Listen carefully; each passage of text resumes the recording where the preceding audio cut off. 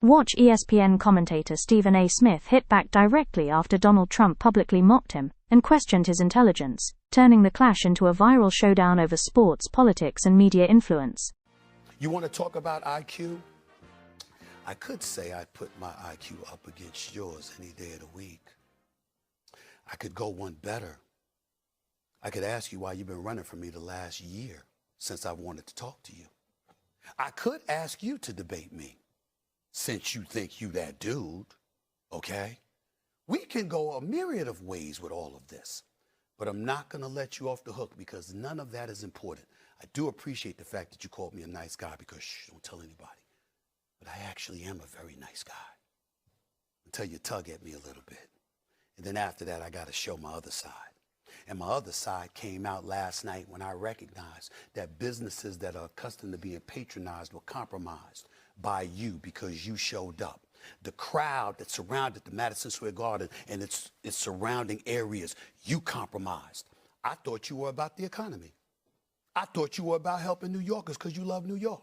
I thought you were about making money for people. What happened to the parking garages? How much money did they make? What happened to the local restaurants in the immediate vicinity of Madison Square Garden? How much money did they make? We know you've made a lot of money. We know you keep making money. But have the New York Knicks benefited? The answer to that would happen to be no.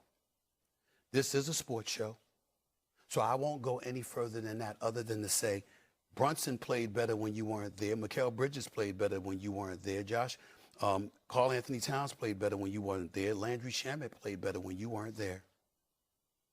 The crowd was festive, hyped, and more intimidating when you weren't there. Businesses were thriving before you showed up. Parking garages were being fed before you showed up. There was noise reverberating off the walls of Madison Square Garden before you showed up. And this is what you've done. I thought you were a New Yorker, Mr. President. I thought you cared. I thought it mattered to you.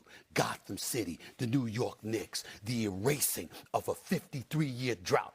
I thought that mattered to you. Evidently it didn't. And you know how we know? Because you're actually talking about coming back for Game 4. Why would you do that when you couldn't stay awake?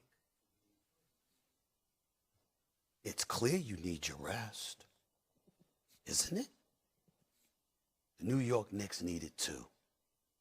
Give New Yorkers a break. Stay at the White House. Go to Mar-a-Lago. Go to Bedminster. Do whatever it is that you got to do. Just stay the hell away from the New York Knicks for the rest of this series. Pretty please with sugar on top. That's my sports version.